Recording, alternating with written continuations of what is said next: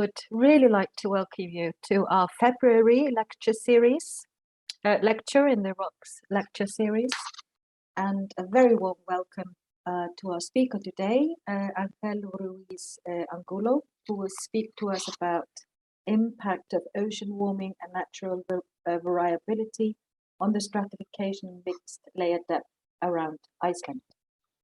So just to introduce Angel to you, he is a physical oceanographer who is currently working at the University of Iceland, where he is an assistant professor. Angel has combined his solid background in fluid dynamics together with his skills in data acquisition, numerical modeling and analysis to understand the processes at different temporal and spatial scales in the ocean. His research interests are geophysical fluid dynamics, ocean turbulence, mesoscale and submesoscale eddies, mixed layer variability, observational techniques, both traditional and autonomous vehicles. And also to tell you that he does enjoy the two B's, baking and biking, although with all the wind that's been in Iceland for the last days, I would guess that he's been doing more baking than biking.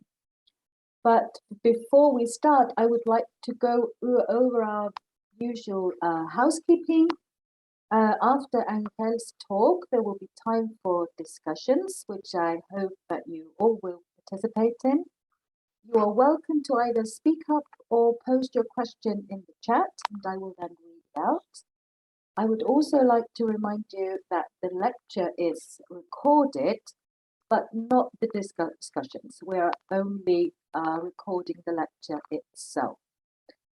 And this recording will be available on the Rocks website and on the lecture series Facebook page. So please feel free, if you like, to keep your cameras off during the talk. But in the discussions, it would be wonderful if we turned them on again so we can, kind of get that human connection. Now, Angel, I am delighted to have you with us today. And without further ado, I will now hand the virtual microphone over to you. Yeah, thank you very much. I hope everyone can hear me well. I'll try to. I've been practicing more in this type of Zoom environment since I'm teaching over Zoom most of the time now. And yeah, thank you very much for the introduction, and also thank you very much for the invitation to participate in this series of seminars. I'm very happy to be part of the Research Center on Ocean Climate and Society. And I wanted to start with this plot that I have here that shows in purpose the colors of diversity. Diversity in the ocean is remarkable, and particularly diversity in the ocean around Iceland is also remarkable. This is a plot that I made at some point when I got the chance to look at all the data, and what it's showing is basically, I'm not giving you the idea of what is in here, but it's many of you might know, it's temperature and salinity properties all around Iceland. And it definitely shows that there's a huge scatter of them. Like when I used to work back in the Gulf of Mexico, the TS diagrams were like a little boring because they most of them show the same scales and the same properties. There's not as diverse as here. We have insane diversity between the north and south, the east and the west around Iceland, and I think that is a really remarkable opportunity to be studying here. So I'm gonna try to go ahead. So just a very brief and probably not very good representation yet of what the ocean that we have around us is. But I wanted to point out with this sort of animation that that we are actually like in the center of a region of convergence of warm waters that are coming from the North Atlantic. They are shown here, like the North Atlantic waters. They just go up north and they make their way around Iceland. There's even one branch of it that sort of hogs around Iceland and makes it to the north, which is very, very good for the northern part of Iceland to keep it warm, like get good weather and stuff.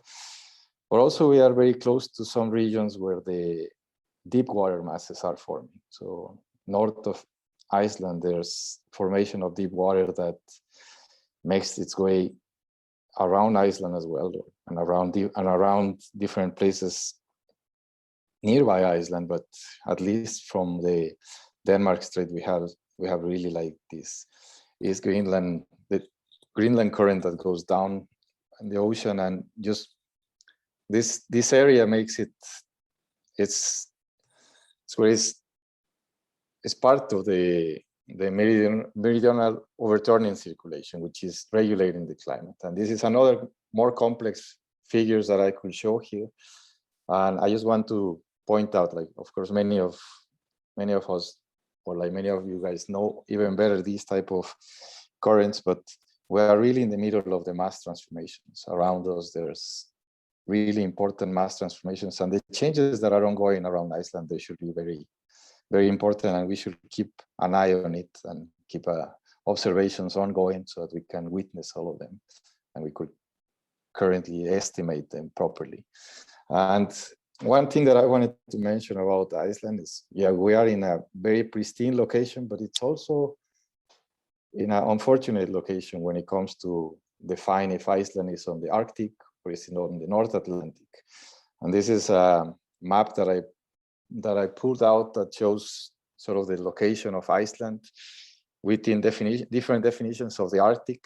The Arctic itself, like the circle, like it's 66 degrees north, so that's definitely there. It's not really where we are at, but we sometimes are included in different studies of the Arctic. Nevertheless, most of the time the Arctic keeps away the south part of Iceland. And when we look at the studies that are looking at the North Atlantic, they often neglect what is north of Iceland. So therefore, we are sort of in this place that yes, we have to look of two different ways that people are studying the area. So that's why it makes a big difference if we do some regional studies. And well, why the title of it? Well, there was an IPCC warning from 2019, and with very high confidence, they have identified mixed layer depth and stratification among some of the critical variables. And it turns out that changes in those variables, they have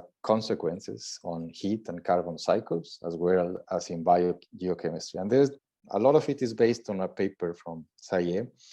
So where he shows that they show that during the summertime, the mixed layer depth is changing. So the conclusions are here.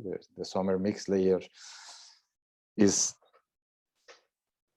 deepening, and then the stratification is changing as well. I'm going to go over the definitions of these variables in a second, but I just wanted to point out why this called my attention. I was right. We are in Iceland. We should be able to figure out if we see some changes of it, especially the plot that is below that is showing the stratification the changes in stratification, first based on observations. That is like the golden color plot, and it's showing high variability, but it sort of shows high variability here in the north part. The x-axis is the latitudes, but for all the scenarios that we can see, it shows an insane amount of variability here. So then I decided to go ahead and join some team and start working on this.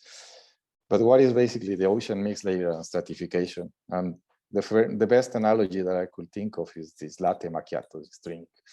And most of the people see it as a latte macchiato, but I see it as a density profile. So I get like this thing that is there is a density profile. That means that a latte macchiato is made by some dense liquid that is underneath. It's like milk, and then not so dense milk, not so dense when that is the coffee that is on top, is less dense than it. But when we pour that coffee on it, we generate some perfectly mixed layers on the top of it, and then we start seeing some gradient on stratification. So basically the ocean is a fluid that is stratified. So its density is stratified. So heavy layers are on top of light ones. And the uppermost part, like I said in this example of this picture of the coffee, is well mixed. That's why it's called mixed layer. So that means that all properties are constant there. That means that we see like a straight line to the density profile. We will see almost constant properties on other properties that I'm going to mention later. I'm not going to spoil it right now. And the thickness of this layer, that's what it's called the mixed layer depth. So that's what we're going to have here. And the vertical variations of the density in the ocean, as well as in this coffee, does determine what is the vertical stratification of the water column, or the coffee column, or the ocean column.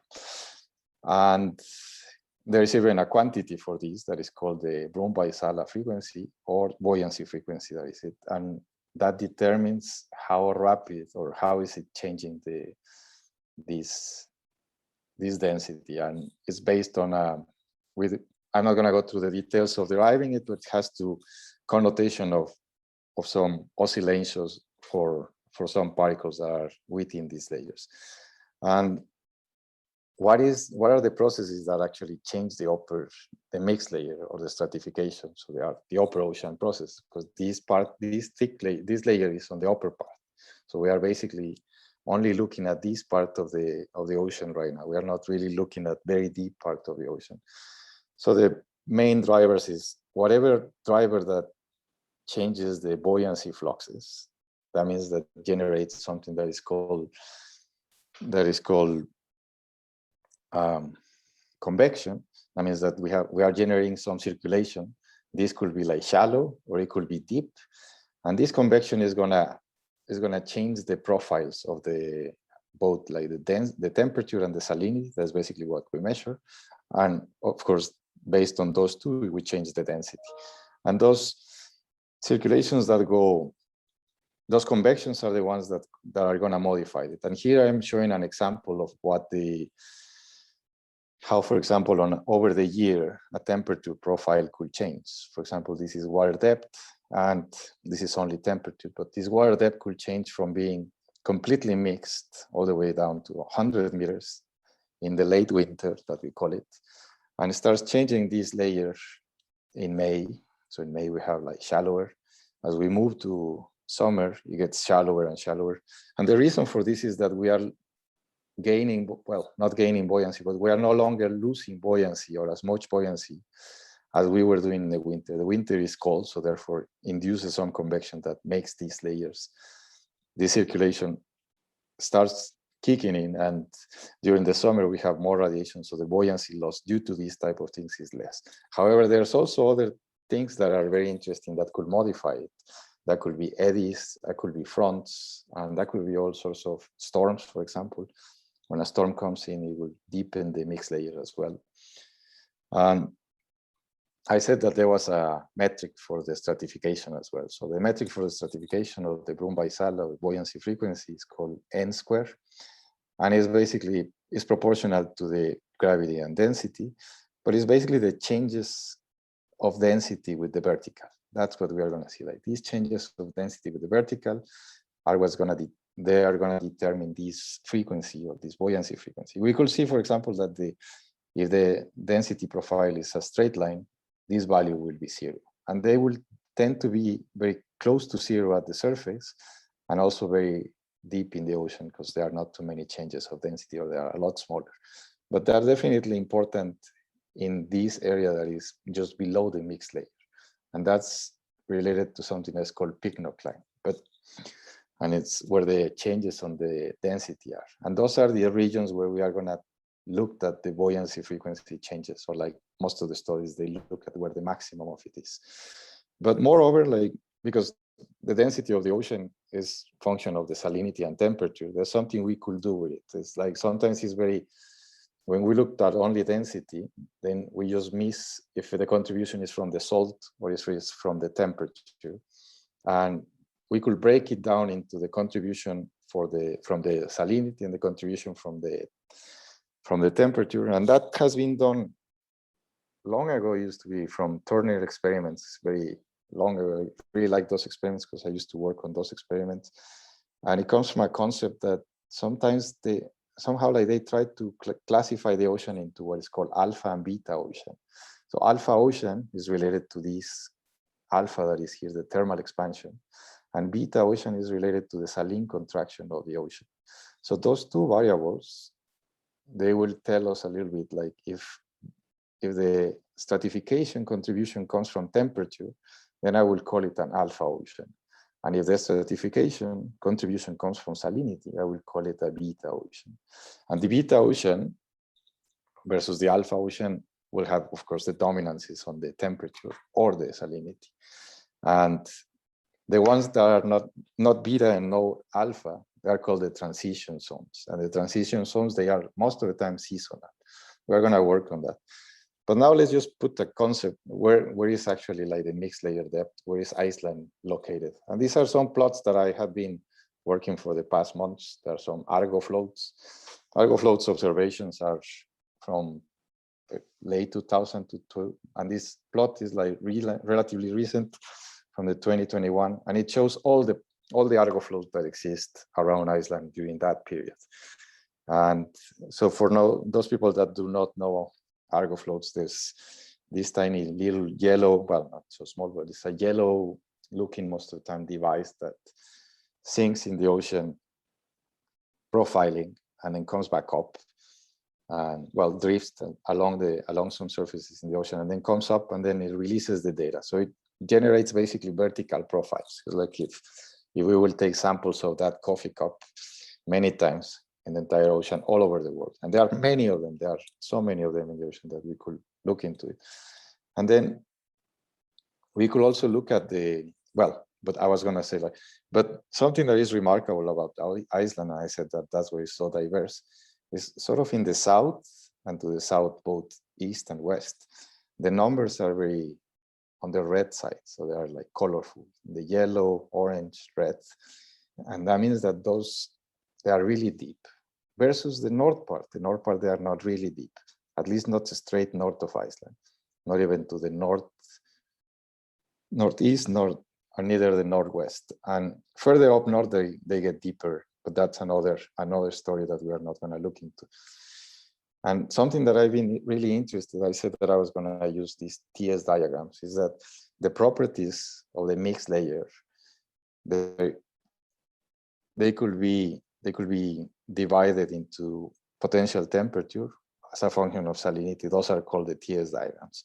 And here I color-coded them from the depth of the mixed layer depth. And we could really see like the regions where this depth is huge. Some of the regions, they belong. When I see these, I can see that the temperature is really low. And because the temperature is really low, it's most likely to be this patch that is up north. But some others are not that low. And that corresponds to patches that are nearby Iceland. But they still go really low, the depth. And some others, they are not too deep, in the order of 600s, but they are relatively warm. And those are the patches that come here from the Atlantic part, because they are like relatively salty and warm. So they can also reach really deep into the ocean. And we are going to come to the conclusions of why it's important to look how deep do they go. This is a climatology, that's the big picture, but this is like putting it all together into a grid. It doesn't give a good sense because it's very coarse, but it gives an idea of what is like February, as I said before, like because it's winter, so there's a lot of buoyancy lost. So most of the area around the south of Iceland, we have mixed layer depths that are really deep, or they are deep compared to what is on the north. The north is completely different. We could move on May, as we saw in the picture, the profile of temperature starts getting, that mixed layer gets shallower. Most of the time gets relatively shallow except for straight south of it. That's really remarkable that this area here in the south, it does not get that shallow compared to the rest. And then when we go to the summer, then I had even to change the scale bar. So the scale bar now goes from 0 to 100. And really, all this mixed layer depth is really shallow. It's in the order of 40, 50, 20 meters. And we move to November, then winter start kicking in. And then we hit again, like things are getting deeper. So this is the one that we are trying to figure out how is it changing over time? This is a climatology, I mean, so it's an average over that period of time, but we could do better. And well, this is like the full map that shows the regions of deep convection. So Iceland is definitely showing that we have a region, most of the south of it, slightly only, that we have deep convection. And this is very important because this mixed layer is the communication that we have from the surface to the bottom of the mixed layer. That means that if we are changing something on the surface, it will send or propagate that information all the way to the bottom of that mixed layer at some point. Not entirely, not fully like that, but it will give some information of it. But 2,000 meters, that means that we are already touching water masses that are way down below. And if we are warming the surface, we're not only doing it at the surface, because we have this channel to communicate that to the bottom of it. So this channel is what we have. This channel is like a wormhole that is actually bringing what is going on the surface. It's gonna have an impact on the bottom. And if it goes really deep, we are definitely changing things that are deep in the ocean.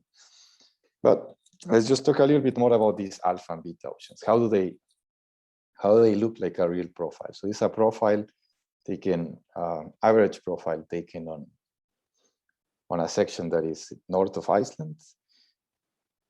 Here is the map, and it's an average of all these stations over like a whole period of all these months for almost 30 years. And the black line shows the n square, and the n square, that's the blue by Sala. And then we have like the blue and the red. I'm sorry for the colors because they're not going to change, but now just the blue is the compensation from temperature. For this part in the north, I put it in purple because it's some transition region. So it has, in the upper part, has almost no compensation from the temperature, and most of it from the salinity. But below some level, then the temperature starts kicking in. And that gives some sort of compensation in density that then we don't see. If we only look at the density, you don't see those two parts. And well, that is just to keep in mind that some of the plots that I'm going to show later, they are related to this one. And one more time, just to show the study that we did, there were some trends that some studies show. For example, this region A, this is for the summer, using all data possible and Argo floats as well. For this region A, they show that there was some trend or some anomaly on the mixed layer depth, that it was actually like changing, and also the stratification. I don't really see too much change, but you can slightly see that the stratification is increasing, or that the mixed layer depth is a little bit below that line. So that's in the conclusions, they said that this is changing. But of course, it's very important, as this paper remarks, for this region and for the other regions where the mixed layer depth is the deepest, is very important to look at it, because that's the one that most impact has in the, oops, sorry. Okay, this is the one that I was gonna show. So for that, the study that we present now here is we looked at observations. Havro, the Marine and Freshwater Research Institute of Iceland, has done an amazing work from 1990 to 2020 is this plot, where there are like hundreds of observations that are around. But from those observations, we are going to look only at some of them that are deep stations that are basically, they take all these stations from all these sections 4 times a year since 1990, or like actually the dates even before, till 2020. So 4 times a year, series of data for all the stations for CTD data. And that is a fantastic data set, because it actually covers, it goes on February, May, August, November, with a little bit in between them, but it covers these periods that I had mentioned. I mentioned those periods specifically because it's oriented to what the observations are. And for these observations, what we did is we took all these temperature and salinity profiles around, for example, this one station. and then we plot them. And then we plot them as a function, and we looked at the time, so the time evolution of them. And when we look at the time evolution of them, the time is in the colors. We could see that they are like, we start looking at some changes on the surface temperatures. So the surface temperatures were, for this station that is in the north, they were a lot fresher and a lot colder. And they have been merging, like you could imagine that the red colors are moving here. So it's been warming up, and it's been also getting saltier.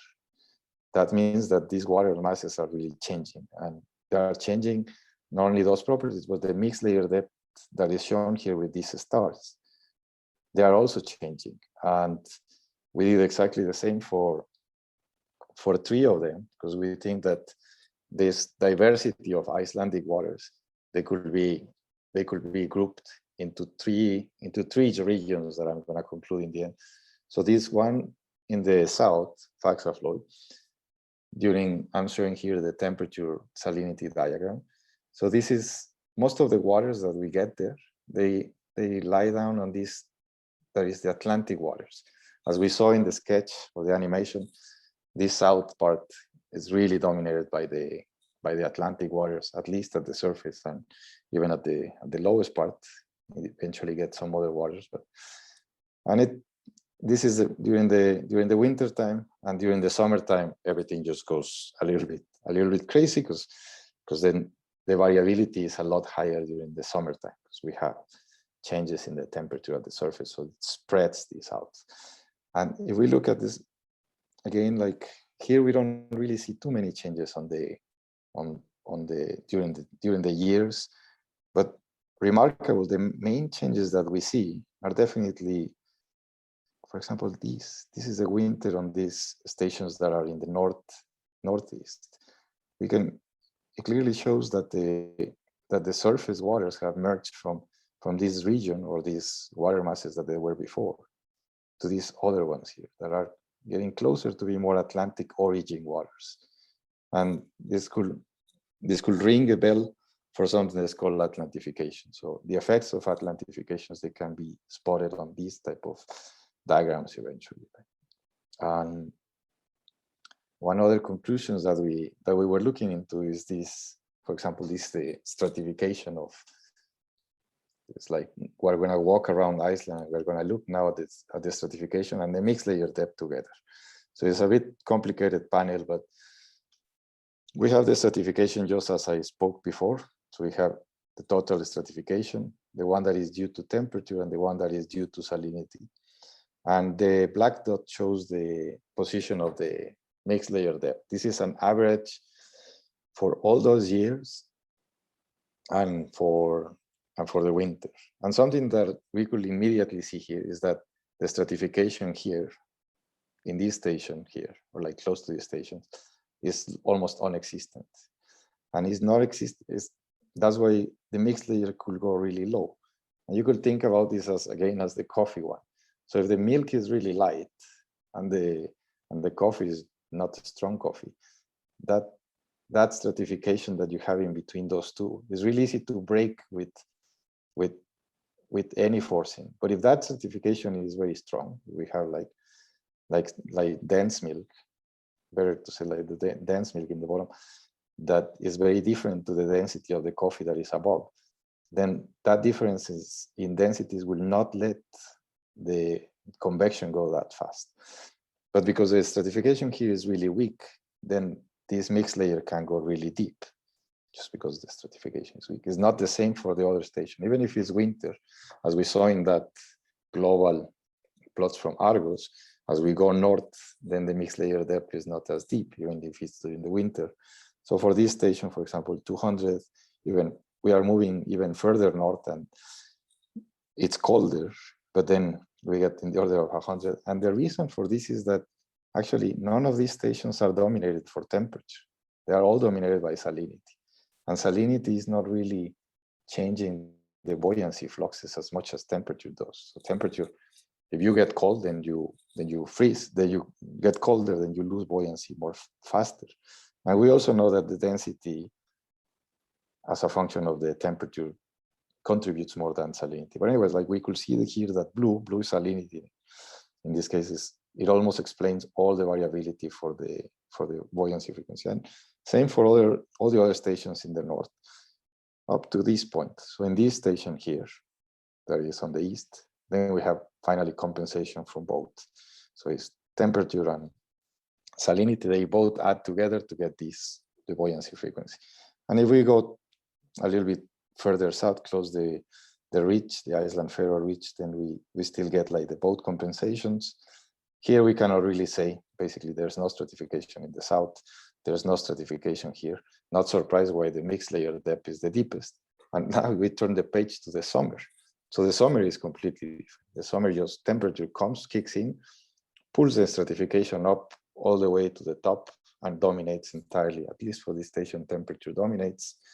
This station remains dominance from the salinity, same as this other station. So this is a salinity. So this is those two, that salinity keeps being the stubborn, dominating the density, or like for this case, the stratification, which is a metric of the changes of density. That's why those two regions, we decided to classify as alpha ocean.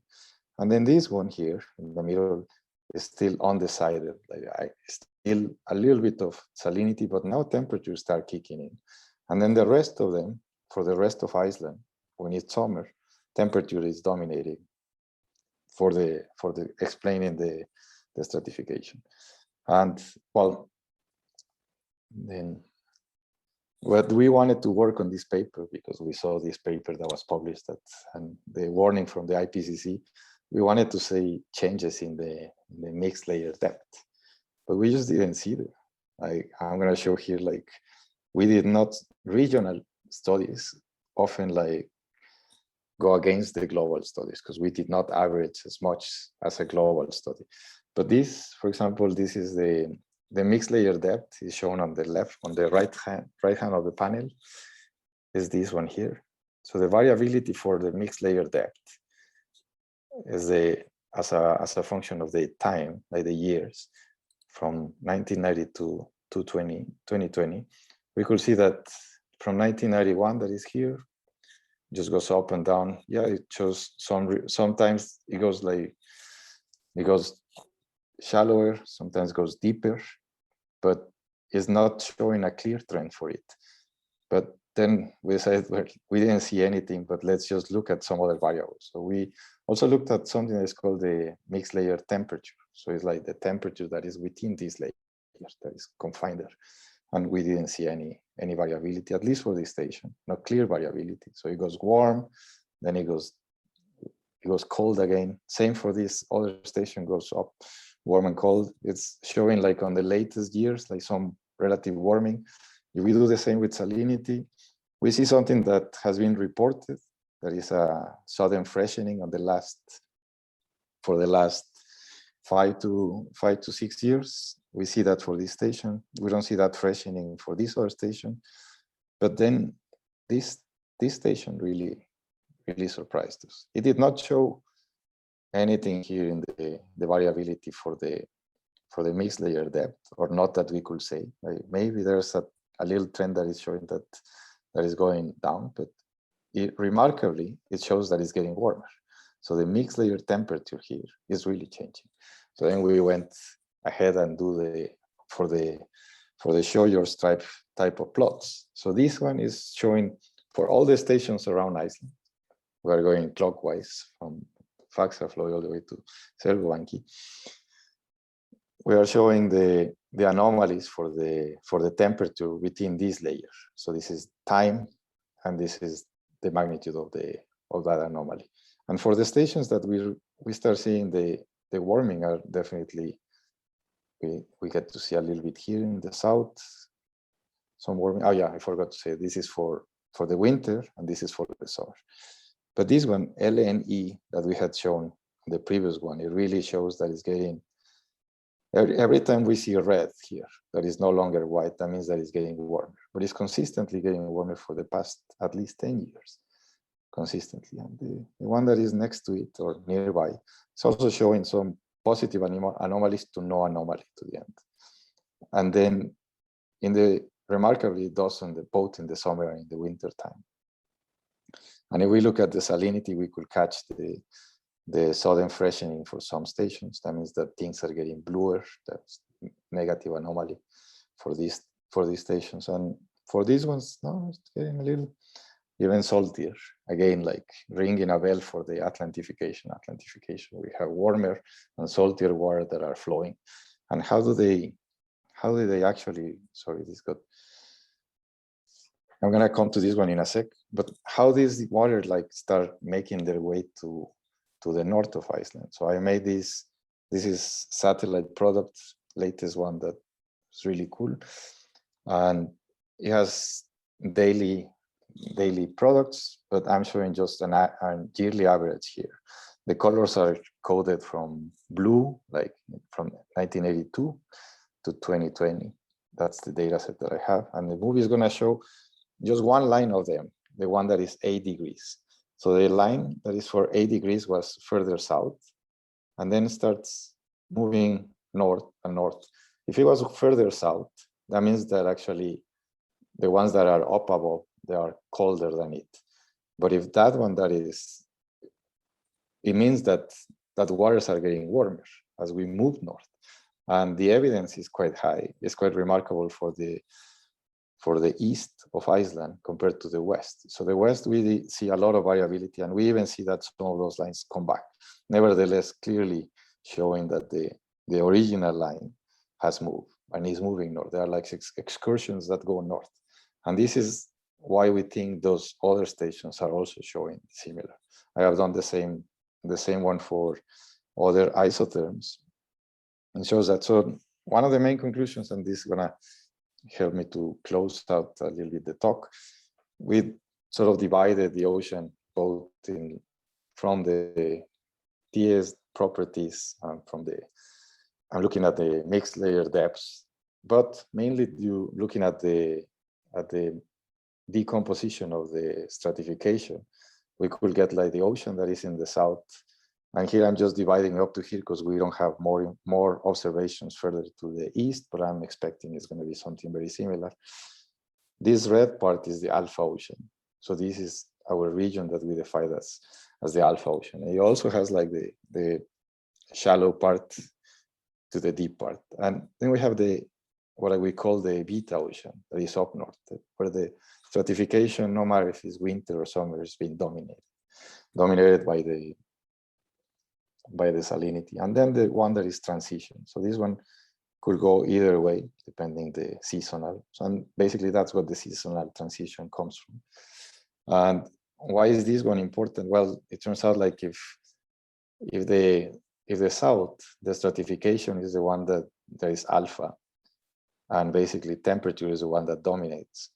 If we have changes in temperature here, we'll see big changes in the stratification as well, and in the mixed layer depth. That means that if our ocean is warming up in the south, which is as it is now, then we'll see definitely those changes. Unfortunately, we were not able to see them. Maybe we just don't have the right amount of time yet. We're looking at other type of possibilities to look into it, but we didn't see the changes in the mixed layer depth or in a trend in the stratification, but we could at least see where the changes on temperature will go. And oh no, this just shows that summary that we had before. And what is next? Well, all these changes that we had seen in the mixed layer depth, the ocean around Iceland has so much variability also in the dynamics of it. There's so much, the eddy field is large. That means that all these eddies, they could modify the depth of the mixed layer by Ekman pumping, eddy Ekman pumping. And that means that has consequences for phytoplankton, because if there's an eddy there, it could pump out phytoplankton even through the mixed layer or the pycnocline. We know that. And just to close that out, that's part of future research. We have a project that's on reviewing by ONR, where we are going to launch some gliders to cover a south section in Iceland from the Westman Islands to the Faroes, and we'll try to explain in more detail this variability of it. And without that, I'll thank you all for your attention.